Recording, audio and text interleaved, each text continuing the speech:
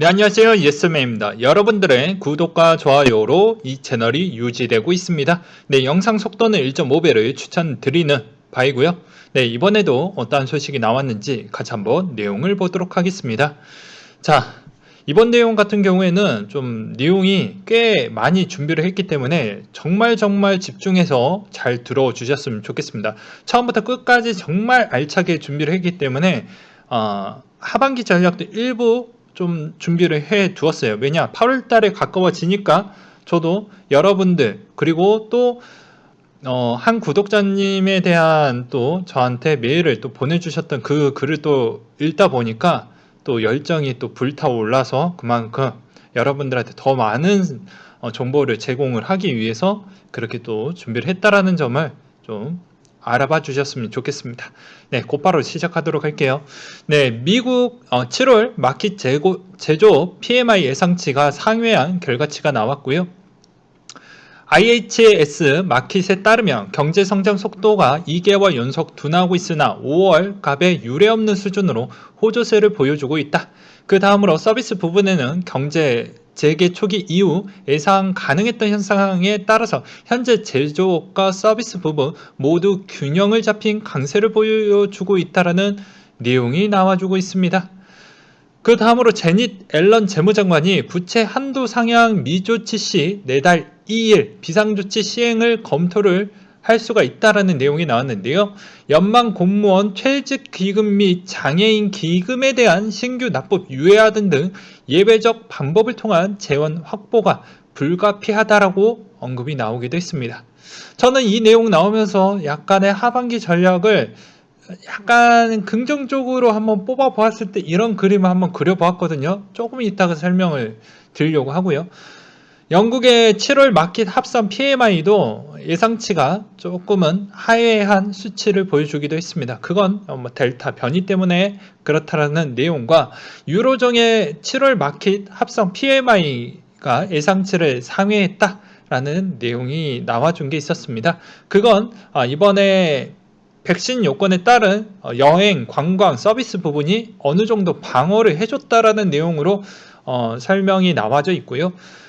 달러 인덱스 수치가 92.88을 기록을 했다고 합니다. 미 증시 반등과 미 국채 금리 상승 등 위험자산 선호 심리가 회복이 되었으며 그럼에도 불구하고 이번 델타 변이 바이러스에 경계하는 심리가 여전히 존재하는데 안전자산 수요를 자극하여 달러의 하단을 지지했다라고 합니다. 그 다음으로 유가의 전주 대비 0.4% 상승한 배럴당 72.3을 마감을 했다고 하는데요. 내용을 보시게 되면 원유 재고와 오클라호마 쿠신 원유 재고 확인 과정에서 견조한 수요 확인이 됨에 따라 반등이 나왔다라는 내용이 또 나와져 있습니다. 자, 요 내용으로 좀 정리를 하겠고요. 여기서 앨런 재무장관에 대한 보충 설명을 곧바로 이어서 하도록 하겠습니다.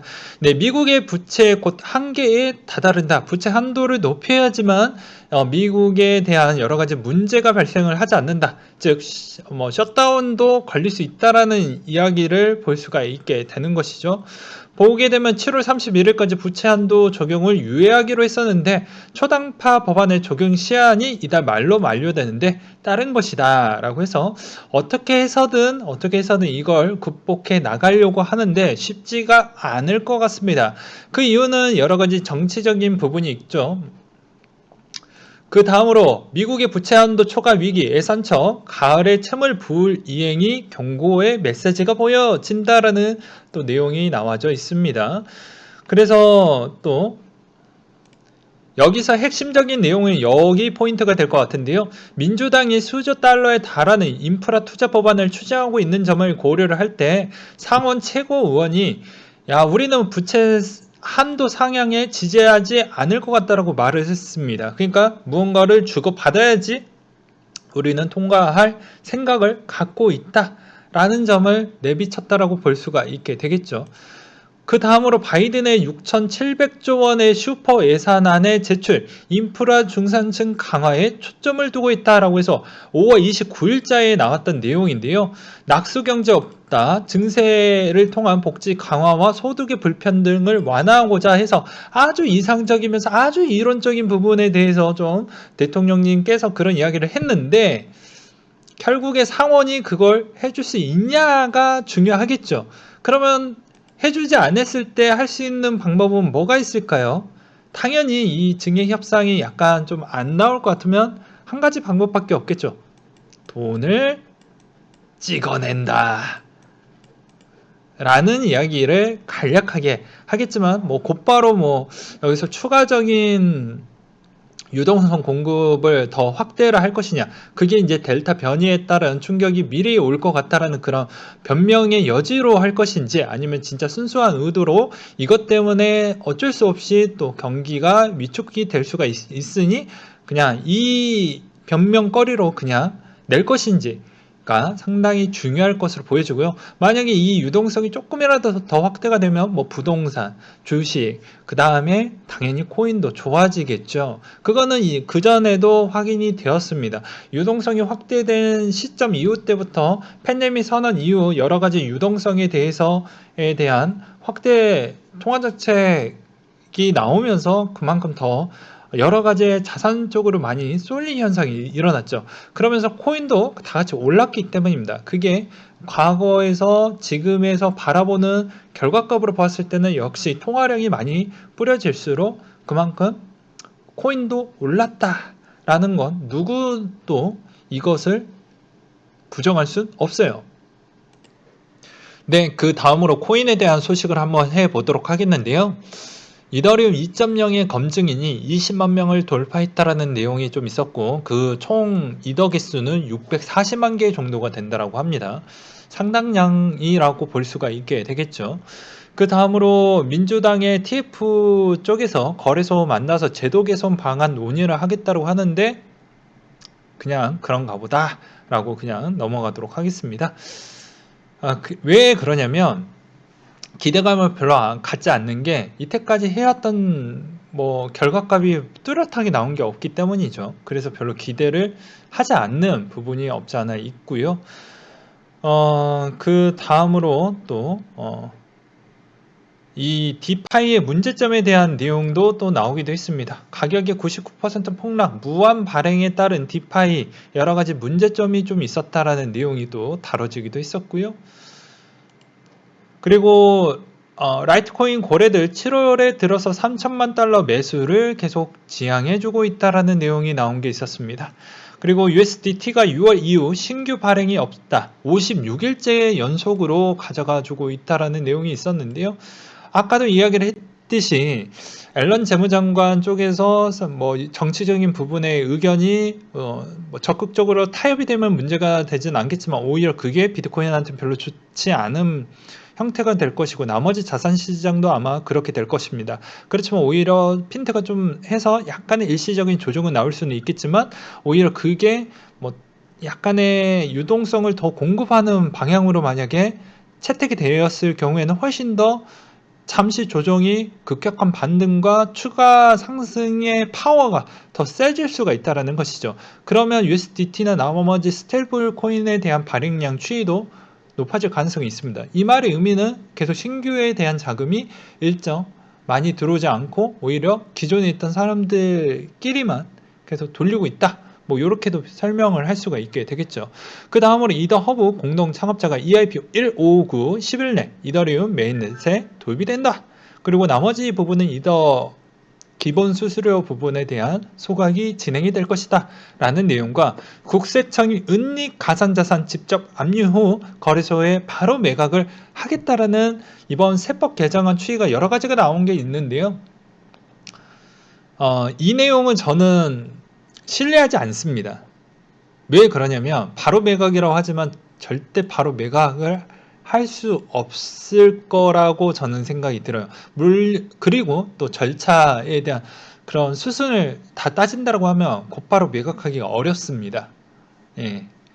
그렇기 때문에 또 가격이 일정 이상 올라간 형태에서 매각이 진행이 될 것으로 저는 생각이 들고요. 그 다음으로 캐시우드의 비트코인 큰 역할을 할 것이다. 그런 이후에 스퀘어에 따른 주식의 8,800만 정도 달러를 매입을 했다라는 내용. 그러니까 여러분들한테는 계속 말씀드렸어요. 코인베이스를 사든 스퀘어를 사든 아니면 아크 인베스트를 사든 루트는 딱 정해져 있습니다. 왜 그러냐면 코인을 좋아하면 굳이 선물을 할 필요 없이 비트를 사든지 비트의 좀 조정폭이 꽤 클 것 같으면 차라리 이런 주식 쪽으로 해서 상방과 하방을 동시에 먹을 수 있는 그런 거래소에 투자를 하든지 그쪽에 관련되어져 있는 아크 인베스트 쪽에다가 그냥 투자를 하든지 이런 방향도 손해보진 않거든요. 오히려 주식과 추정해서 갈 수도 있겠지만 그렇지 않았을 경우에는 오히려 주식만 나홀로 더 많이 올라간 때도 있었기 때문입니다. 또한 뭐 이것도 나중에 뭐 추가적인 영상을 이미 만들어 놓긴 했지만 간략하게 이야기를 하면 캐시우드가 왜 이런 발언을 할 수밖에 없는 이유가 있어요. 그건 하반기 때문에에 대한 이슈 때문에 그렇습니다. 그건 나중에 제가 만들어 놨던 영상이 보시게 되면 아마 아실 거예요. 그리고 바이낸스 CEO가 2년에서 5년 내에 사퇴 계획을 갖고 있다. 새 CEO를 찾고 있다. 라고 해서 해당 인터뷰에서 이런 이야기를 했다고 하는데 저의 생각은 이러합니다. 조만간에 여러 가지의 법적인 부분에 대한 이슈로 인해서 본인이 여러 가지 형사적인 처벌도 받을 수가 있는 가능성이 있기 때문에 오히려 바지 사당을 내놓고 본인이 약간 좀 그 피해를 받지 않기 위해서 그런 거 아니겠냐라는 생각도 없지 않아 들었고요. 그리고 영국의 소년이 NFT 컬렉션을 만들었다고 합니다. 누구나 이렇게 재능이 있는 친구들은 요런 조금 주었던 아이디어를 약간 개량을 해서 하면 돈벌이가 잘 돼요. 네. 그 다음으로 블룸버그 비트코인 일본 쌈바닥의 형성을 했다. 4.4만 달러까지 상승할 수 있다라는 내용이 나온 게 있었는데요. 애널리스트의 진찰 카르가 지난주 비트코인 심리적 지지선에 3만 달러를 회복한 뒤에 이제 주요 저항선 36,500달러 선을 상향 돌파를 했고 이게 강세 흐름이 가속화시켰고 쌍바닥 패턴 완성에 기대값과 200일 이동평균선에 수렴하는 44,000달러까지 상승을 기대해 볼 수 있겠다라는 이야기가 나왔습니다. 단기 저항은 41,000에서 42,000을 제시하기도 했었네요. 미국의 비트코인 투자 퇴직 계좌 트랜잭션 수가 4년간 24,900% 급증을 했다고 하는데요. 제가 매번 이야기를 했습니다.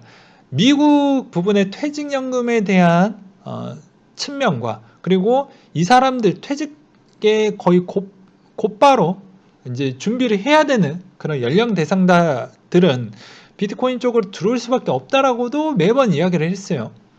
그러니까 엄청난 수치라고 볼 수가 있겠죠. 앞으로 더 많이 늘어날 것으로 보여집니다.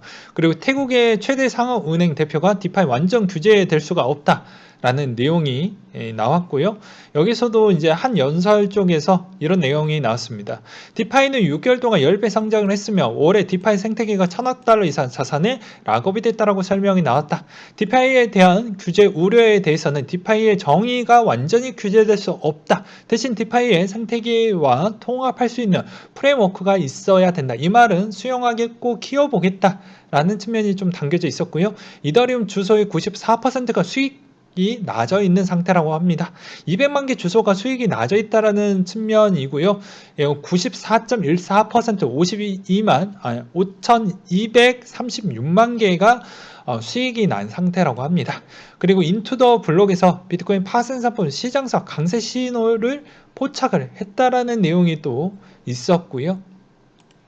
그리고 이더 개발자 툴 하드햇이 8월 4일자에 배포한다라는 내용이 있거니와 훈민정음 1억 원 NFT 시장이 매물로 나왔다 라고 해서 이런 거는 또 어떻게 보면 국가의 또 이런 또 국부심이 또 작용을 해서 또 NFT의 또 가격치를 또 많이 올리게 되는 부분이 발생을 하죠. 판매가는 개당 1억 원으로 총 판매 규모를 치면 100억 원 어치 정도가 될 것 같다. 뭐 이런 내용이 또 나오기도 했습니다.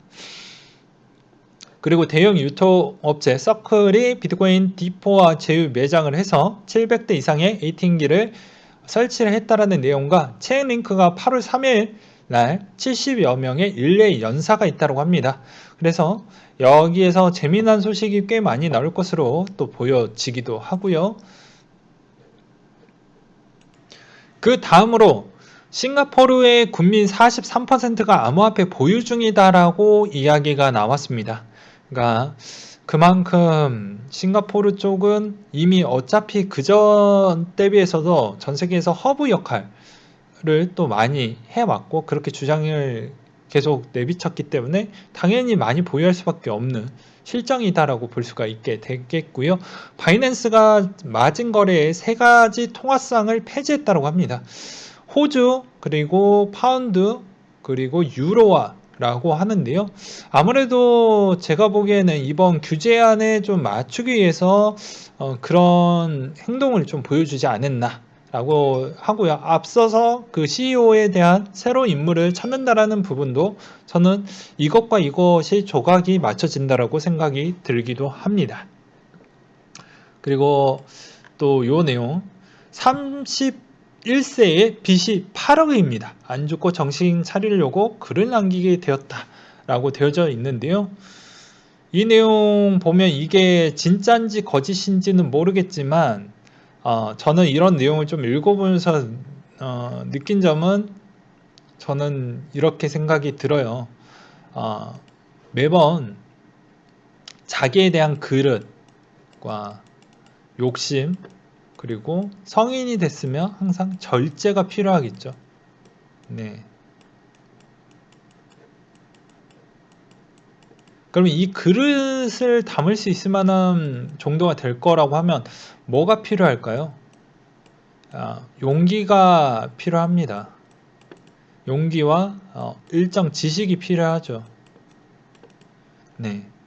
용기와 일정 지식이 필요해요. 왜냐면 올랐을 때 너무 올라간다라고 해서 못 사고 내려가면 또 너무 많이 내려갈까봐 못 사고 그래서 용기도 필요하고요.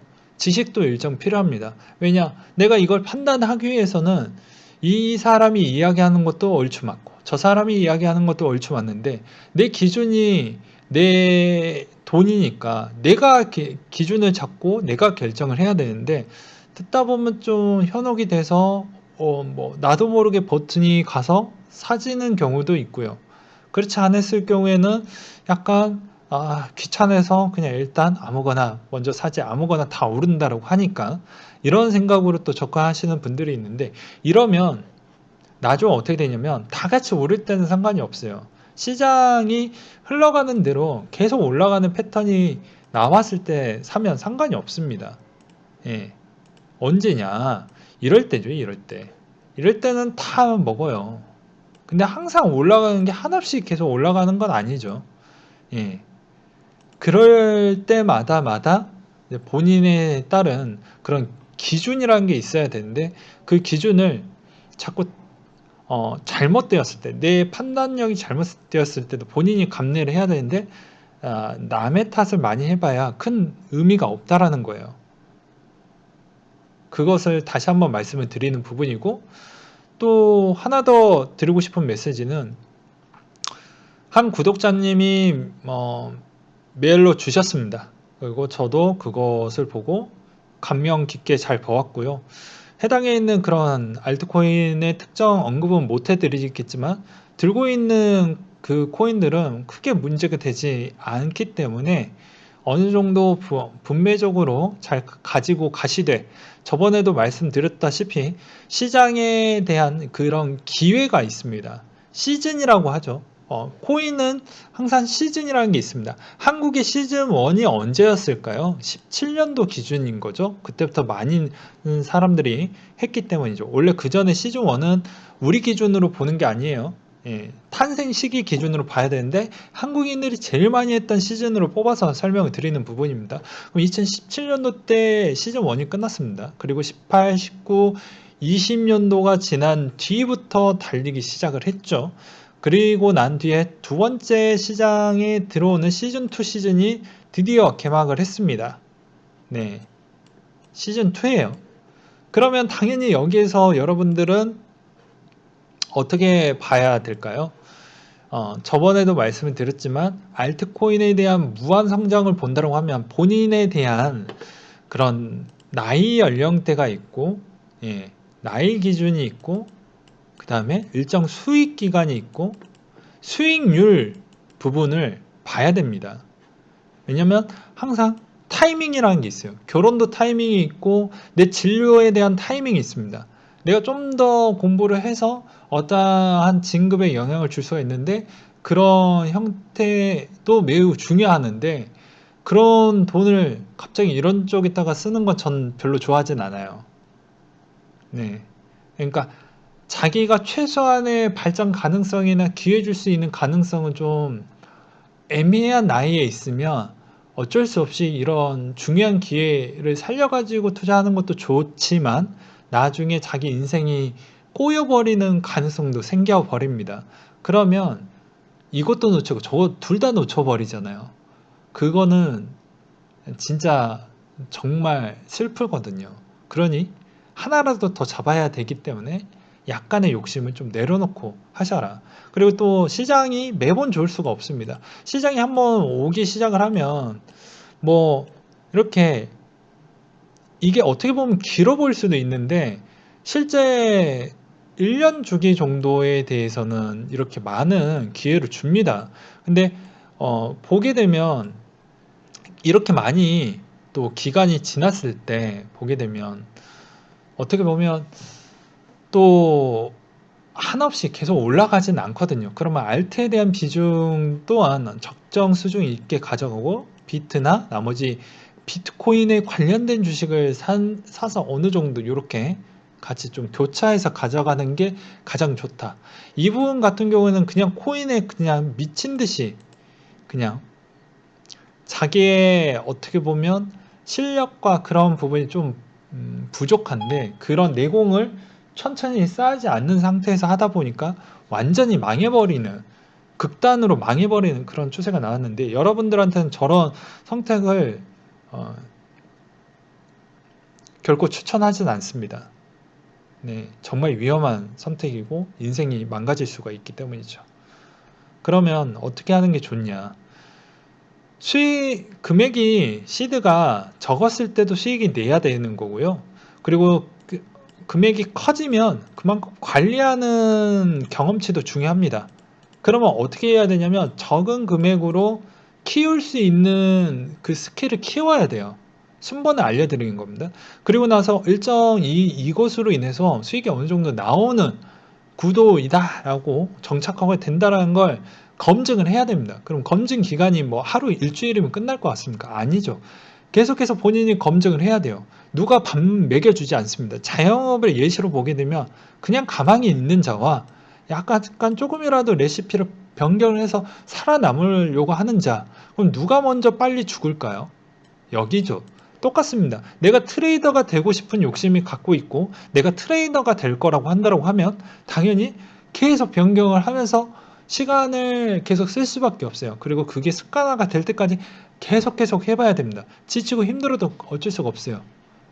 왜? 모든 업종에서 그 생활의 달인들은 다 그 정도에 대한 달인이 됐기 때문에 그 정도에 대한 부가 따라오는 겁니다. 어설프게 트레이더 해서 돈을 쉽게 번다라고 생각하지 마세요. 정말 힘듭니다. 물 들어올 때는 자신의 이 운 때문에 돈을 번다라는 걸 착각으로 나올 수가 있거든요. 그러니 매번 시장이 안 좋을 때도 수익이 그대로 나올 것인지 시장이 좋을 때는 더 많이 나오는 것인지 그것도 체크를 해봐야 됩니다. 근데 한때 시즌을 짧게 보고 1년간만 보고 내가 너무 잘했구나. 그 다음에 하락기, 진짜 최하락기까지 경험을 만약 겪게 되면 그때부터는 안 돼요. 제가 알고 있는 지인의 지인이 대기업에 다니다가 그만두고 트레이더로 전향을 했는데 결국에는 그 사람이 2년 차에 결국에 여자친구랑도 헤어지고 그리고 모은 돈도 거의 다 깨져서 다시 재취업하라는 그런 불상사가 있거든요. 그래서 검증할 수 있는 시간을 꽤 많이 가져가야 됩니다. 예, 인생에 한번 실패를 하게 되면 그것을 회복하는데 엄청난 시간이 많이 들어가거든요. 왜 이런 꼰대 같은 이야기를 하냐면 제가 다 경험을 해봤기 때문입니다. 네, 정말로 다 경험을 해봤기 때문에 그런 거예요. 그렇기 때문에 이게 진짜 중요하다. 그러니까 구독자님의 그 메일을 보면서 알트코인에 대한 비중도 다 괜찮은 거로만 되어져 있지만 여기에서도 비트코인 외적인 포트를 조금 일정 비율을 잘 맞춰가지고 밸런스를 맞춰가지고 장기적으로 좀 들고 가는 게 낫지 않을까 싶습니다. 그리고 매번 내가 가만히 있으면 어떻게 되는지도 설명을 드리도록 할게요. 이건 코인 외적으로. 이건 저는 정치적인 성향을 다 떼고 이야기를 하는 겁니다. 모든 정치인은 다 나쁜 성향을 갖고 있어요. 그리고 어떠한 정책을 펼친다고 해도 매번 이야기를 했죠. 순기능이 있으면 역기능이 있다라고 설명을 했습니다. 자, 이분의 한 정치인이 임대차 보호법의 시행 전 임대료에 대폭 인상을 했다. 임대차 올리겠다라고 이야기를 해놓고 전월세 상한제를 해놓고 그 전에 이분 또한 자본주의적에 대한 지식이 갖고 있고 당연히 이거 하기 전에 나는 나만이라도 수익을 보기 위해서 어떤 행동을 했을까요? 되게 이기적인 행동을 했죠. 예. 집값을 잡아준다라는 이야기는 다 헛소리라고 저는 생각이 듭니다. 물론 코인 방송이니까 짧게 이야기를 하지만 이때까지에 대해서 보게 되면 잡은 게 거의 없죠. 이거는 유튜브 부분을 찾아보셔도 다 답이 나와져 있습니다. 아주 감성적인 부분을 다 제외하고 진짜 현실적으로 초현실적으로 보았을 때 나왔던 부분이에요. 그러니까 정책의 실패는 인정을 해야 되는데 쉽지가 않는다. 그러면서 왜 코인과 이게 밀접한 관계가 있냐? 돈을 벌었으면 내가 이런 돈 부분에 있어서 지금의 이런 한국의 변화, 이런 변화 부분에 내가 어디에 돈을 좀 넣어야 괜찮을 것인지도 중요하겠죠. 돈 버는 과정이 진짜 어렵게 벌었으면 해당에 있는 이 돈을 어떻게 잘 분배를 해서 가져가는지, 그리고 그 분배로 인한 효과로 해당에 있는 내 재산이 뺏기지 않는지, 이런 부분을 좀 봐야 되겠죠. 그리고 아무것도 하지 않는 자는 계속 이런 임대료 부분은 세입자입니다. 가장 힘이 약한 존재죠.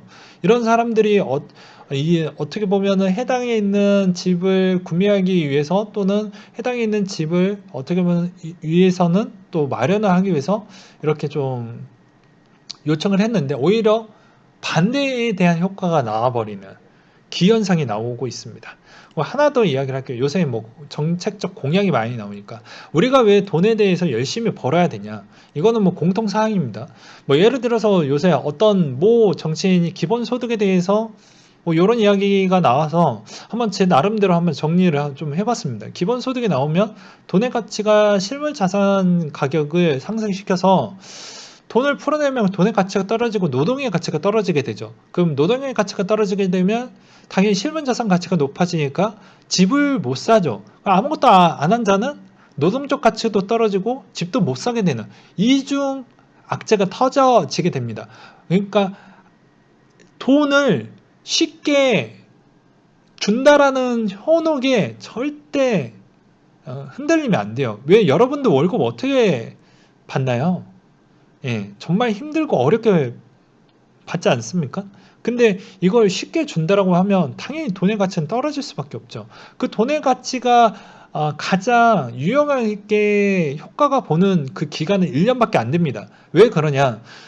기업이 준비하고 그것을 다시 이제 어느 정도에 대한 단가 조정이나 그런 세금 정책 그런 부분을 다 반영을 해가지고 물가에 그 제품을 물가까지 다 고려한 것을 가격을 책정하는 게 1년 정도가 걸리거든요. 그러면 1년 뒤부터는 그 돈의 가치는 박살이 나는 것이죠. 그 두 번째, 종부세를 인상을 하면 집값이 오르게 된다. 라는 내용인데 세금을 생각해서 집을 팔지 아니면 아주 싫어하는 집값이 상승을 하겠지라고 되어져 있죠. 종부세 말고도 보유세도 2025년도 이상부터 엄청나게 많이 올라가게 됩니다. 그러면 자 봐보세요. 나는 보유자, 언젠가는 나도 보유자가 되어야 되는데 보유 가격이 높아짐으로써 전체 상향 평준화가 되겠죠. 대출을 받아서 사도 어차피 상향에 있는 평준화가 되니까 세금은 또 많이 내죠. 그러면 전체 누가 제일 많이 피해를 볼까요? 국민이 제일 많이 피해가 보겠죠. 가처분 소득률이 떨어지기 때문입니다. 그리고 세 번째로는 토지 보유세의 상위 1%를 걷는다고 하지만 이거는 땅값이 올랐으니까 당연히 집값은 오르겠죠. 그러니 말할 필요가 없고요. 그 다음으로 대기업 법인세를 감면을 줄인다고 하면 당연히 대기업들은 해외로 나가게 될 것입니다. 그러면 당연히 고용 창출이 안 되겠죠. 그러면 또 청년들은 고용 창출이 안 된다라고 또 울며 슬퍼할 것입니다. 근데 왜 안 될까요? 그러면 기업이 나쁠까요? 기업은 이윤 추구가 있는데 그럼 다 같이 죽을까요? 예, 그런 게 있겠죠. 돈을 못 버는데 당연히 적자가 쌓이면 기업이 없어지면 그 나머지 있는 그 고용 창출 능력도 다 사라지게 되는데 어떠한 선택이 바람직할까요? 이거는 세계 국가에 따른 경쟁력입니다. 세금도 경쟁력이에요. 이 기업이 유치할 수 있게끔에 대한 매력을 줘야 그 해외에 있는 기업이 어쩌면 국내 쪽에 있는 쪽으로 유입이 되는데 그런 효과가 없다라는 거죠. 그 다음으로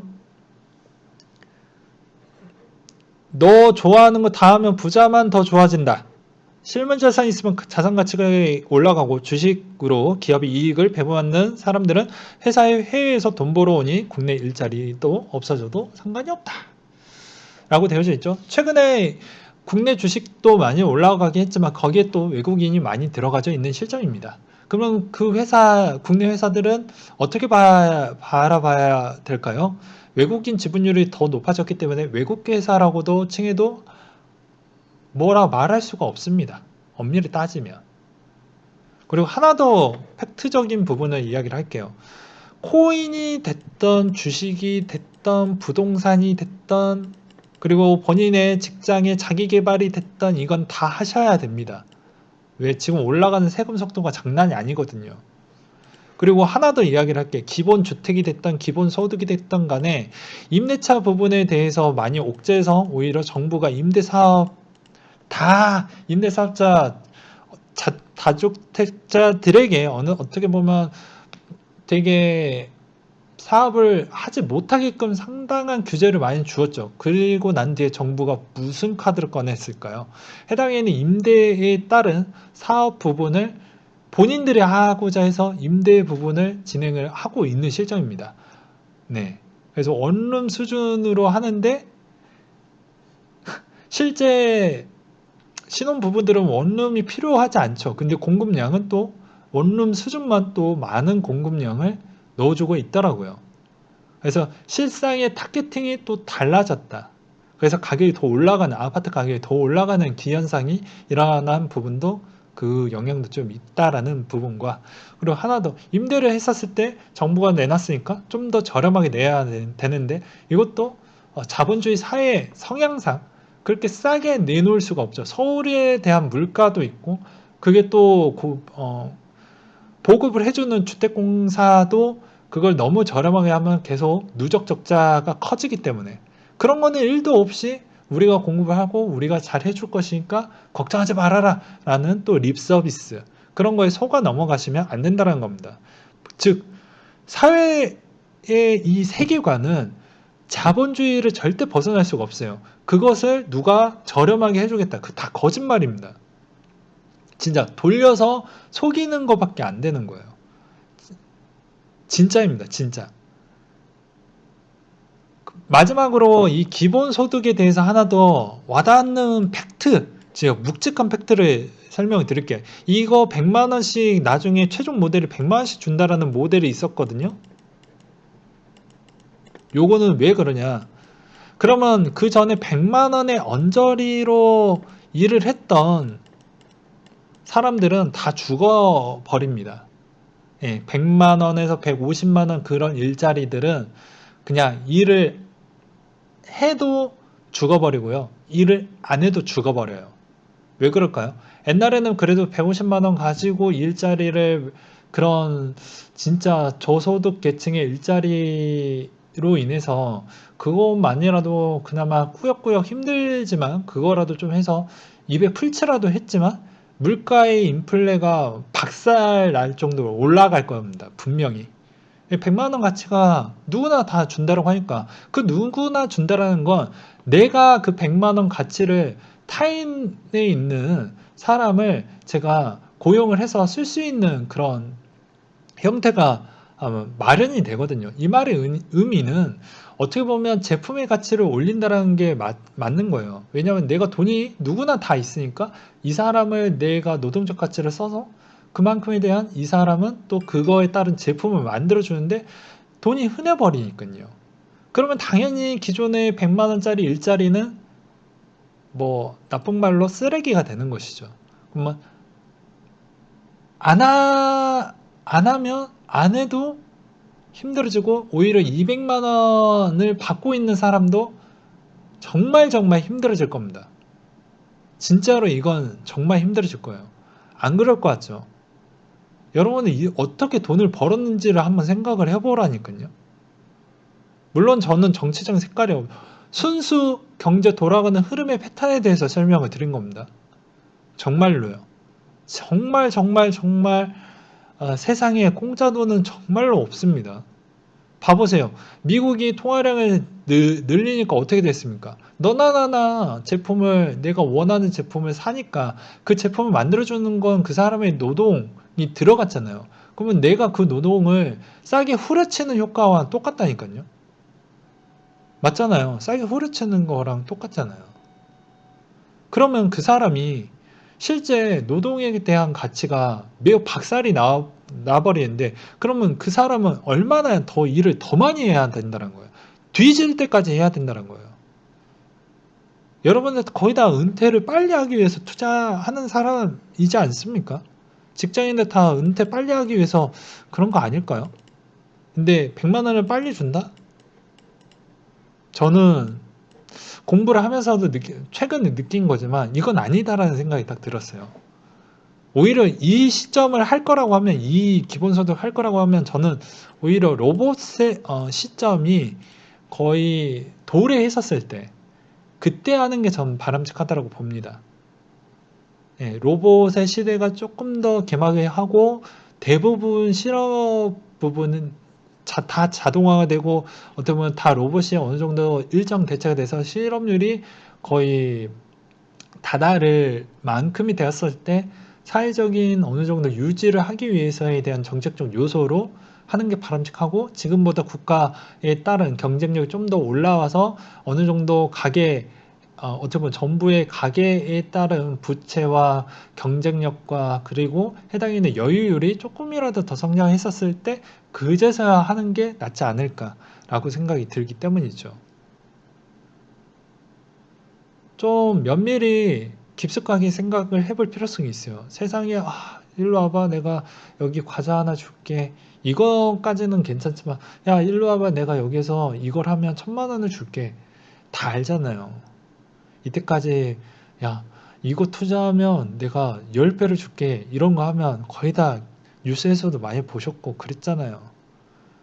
물론 이제 그만큼 코인 시장은 내가 10배를 먹을 만큼 10배 내 돈이 10배가 없어질 수 있는 그런 거를 감당해서 투자를 하시는 분들이 꽤 있겠지만 그래서 이런 내용 잘 모르실까 제 나름대로 한번 또 준비를 했습니다.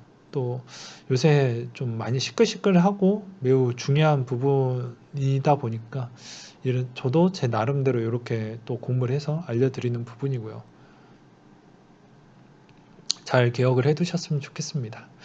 오늘 내용 또 논란의 여지가 있을 것 같지만 그래도 제 주관대로 나가도록 하겠고 8월달 마지막 8월달 부분에 대해서는 꼭 저랑 비슷하게 매집할 필요가 없고 8월 중에 저는 매집한다라고 이야기를 했잖아요.